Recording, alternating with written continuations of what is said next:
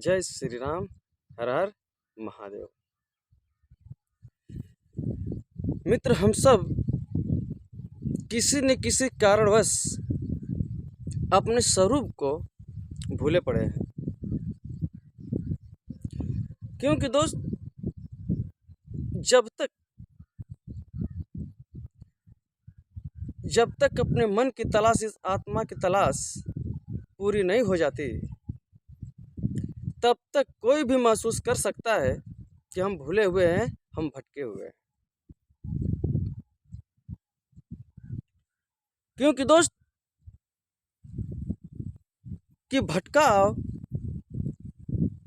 ये भटकाव ही है जो हमें इन उलझनों से निकलने नहीं देता है। जिस समस्याओं में हम प्रतिदिन जूझते हैं, जिनका हल निकालने का प्रयास हम प्रतिदिन करते हैं,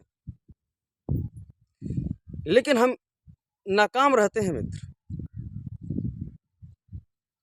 कारण कि हम सब कुछ प्राप्त करने के बाद भी हमारे अंदर की जो तलाश है दोस्त, वो रुकती नहीं है।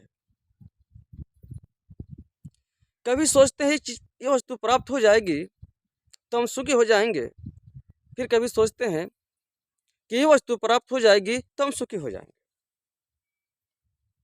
और एक के बाद एक की प्राप्ति, एक के बाद एक की प्राप्ति करते करते दोस्त यह जीवन बीत जाता है। लेकिन जिसे कहते हैं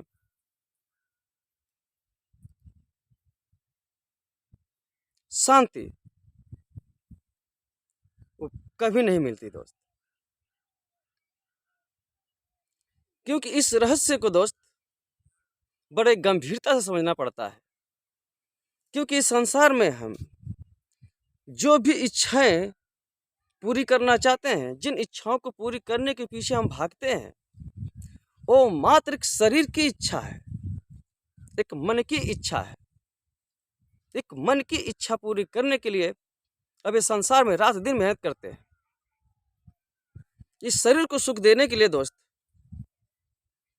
हम रात दिन भागम भाग करते हैं,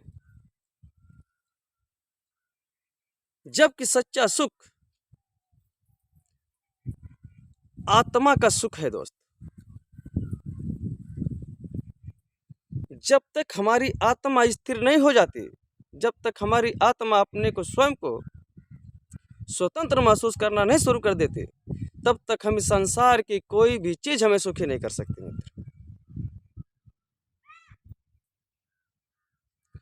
क्योंकि प्रकृति द्वारा जितने सारी वस्तुएं उत्पन्न होती है, हम वो सारी चीजों को अपने पास रख लें, लेकिन फिर भी हमें वह शांति, वह सुख प्राप्त नहीं होगा मित्र, जिसे एक आत्मा का सुख कहते हैं, एक परम आनंद का सुख जिसे कहते हैं। क्योंकि वह सुख दोस्त तभी संभव है, कहते हैं ना, जब कोई व्यक्ति चलते चलते थक जाता है तो फिर उसको विश्राम चाहिए, वो विश्राम मांगता है। इसी तरह से हम जीवन में हर रोज प्रतिदिन ये हमारा सफर हो रहा है मित्र। इस सफर में हम शरीर को विश्राम तो कुछ समय के लिए दे देते हैं, लेकिन सोच कर देखिए कि क्या कभी आत्मा को विश्राम हुआ?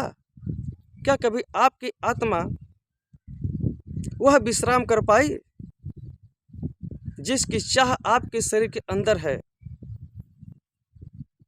जिसका अनुभव आप स्वयं करते हैं? तो पाओगे दोस्त कि ऐसा तभी संभव है, क्योंकि दोस्त जब तक इस आत्मा को हम परमात्मा में स्थिर नहीं करने का प्रयास करेंगे, यूं कहिए कि जब तक हमारी आत्मा इन विकारों से हटकर जब तक उस परमात्मा में स्थिर ना हो जाए, जब तक उसमें रम ना जाए, जब तक उसमें लवलीन ना हो जाए, तब तक इस आत्मा को सुख नाम की चीज दोस्त, इस भौतिक की कोई भी वस्तु नहीं दे सकती। और यही हमारा भटकाव है दोस्त, कि जब तक हम अपने आत्मा को स्थिर नहीं कर पाए तब तक हम भटकाव में, तब तक हम भूले हैं।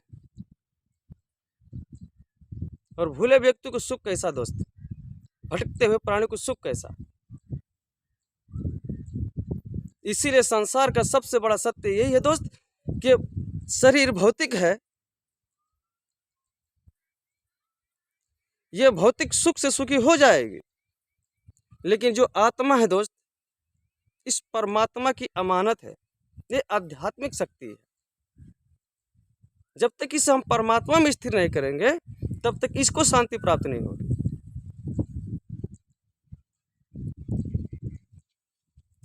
इसलिए अपने जीवन को दोस्त ऐसा बनाइए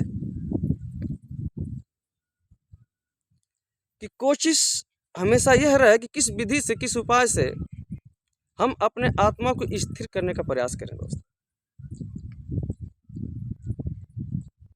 इसको खींचकर लाइए मित्र, इसको स्थिर पहले करने का प्रयास कीजिए, फिर ध्यान से सोचिए। जब तक आप अपने आप को स्थिर नहीं करोगे, अपने आप को थोड़ा सा वक्त नहीं दोगे, खुद के बारे में सोचोगे नहीं, तब तक यहाँ तक दोस्त कोई नहीं पहुँच सकता। इसलिए जितना समय आप हर जगह बाहर देते हैं, उनमें से थोड़ा कुछ वक्त निकाल के स्वयं को भी दीजिए मित्र।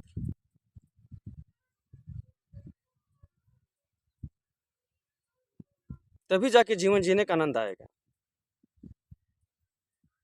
अन्यथा भटकाव से बाहर निकलने का और कोई उपाय नहीं मित्र। क्योंकि इंद्रियों की सुखी हो जाने से आत्मा सुखी नहीं होती है। आत्मा तभी सुखी होगी जब इसको परमात्मा में लगा दिया जाएगा। और यह दो जिंदगी भी है दोस्त, एक भौतिक और एक आध्यात्मिक।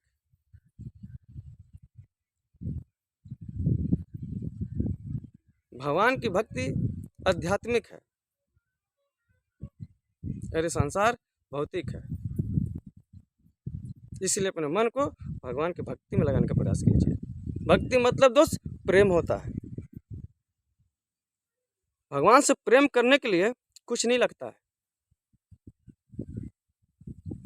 क्योंकि दोस्त किसी से प्रेम करने का मूल्य नहीं लगता है। जैसे आप अपने परिवार से, बीवी से, बच्चों से, अपने पूरे सदस्य से प्रेम करते हैं, उनके लिए हर पीड़ा, हर समस्या उठाते हैं, सहने के लिए तैयार रहते हैं, उसी तरह से जब आपको ईश्वर से प्रेम हो जाएगा, भगवान से प्रेम हो जाएगा, तब इसी परिवार की तरह, इसी सदस्य की तरह आप उनके लिए भी सब कुछ करने के लिए तत्पर हो जाएंगे। जब आप इस तरह से आपका जीवन ढल गया मित्र, जिस दिन आपने भगवान से इतना प्रेम करके उनके लिए तत्पर कर लिया अपने जीवन को, तब तो समझ लीजिए दोस्त कि आपका जीवन सुखी हो जाएगा। इसलिए भगवान को सिर्फ प्रेम पसंद है। भगवान की सबसे बड़ी भक्त गोपियां हैं। भगवान के सबसे बड़े भक्त दोस्त गोपियां हैं। और गोपियां बिल्कुल पढ़ी लिखी नहीं है, सिर्फ उन्होंने भगवान से प्रेम किया, निश्चल प्रेम किया, उसके बदले में कुछ मांगा नहीं है, सिर्फ प्रेम किया। और वो जो भी करते थे, हर कार्य भगवान के चिंतन में रहकर ही करते थे। वो उनका हमेशा चिंतन किया करते थे।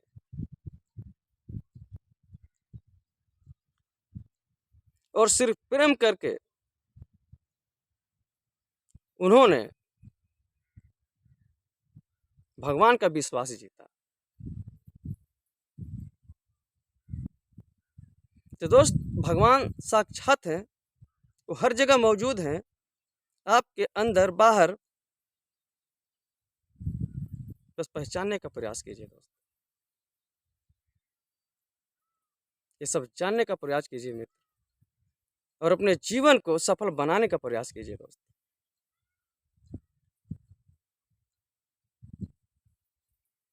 नहीं तो ये जीवन तो दोस्त सदा के लिए नहीं है, कुछ समय के लिए जीवन मिला है। और गरीबी किसे कहते हैं दोस्त? क्योंकि दोस्त यहाँ कोई अमीर नहीं है। कहते हैं ना, पैसे से अगर अमीरी होती दोस्त, तो सब इतने बड़े बड़े जो मालिक ने शास्त्रों में ज्ञान दिया है, ये सब नहीं देते। और जहाँ तक मैं चाहता हूँ दोस्त, कि हर इंसान इसलिए गरीब है क्योंकि दोस्त किसी को यह नहीं पता है कि उसकी मृत्यु कब है। सब कुछ रह के, सब सुख संपत्ति, किसी चीज की कमी नहीं है मित्र, लेकिन फिर भी किसी को यह नहीं पता होता है कि उसकी मृत्यु कब है। इस हिसाब से हर व्यक्ति यहाँ गरीब ही है, क्योंकि यह कोई नहीं जानता कि अगले क्षण क्या होगा।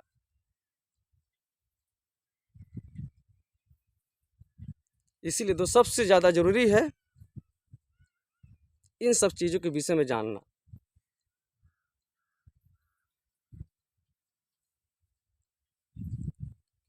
और बाकी दोस्त, समय किसी का इंतजार नहीं करता है, और न समय किसी के लिए रुकता है। इसलिए समय के अनुसार चलने का प्रयास कीजिए।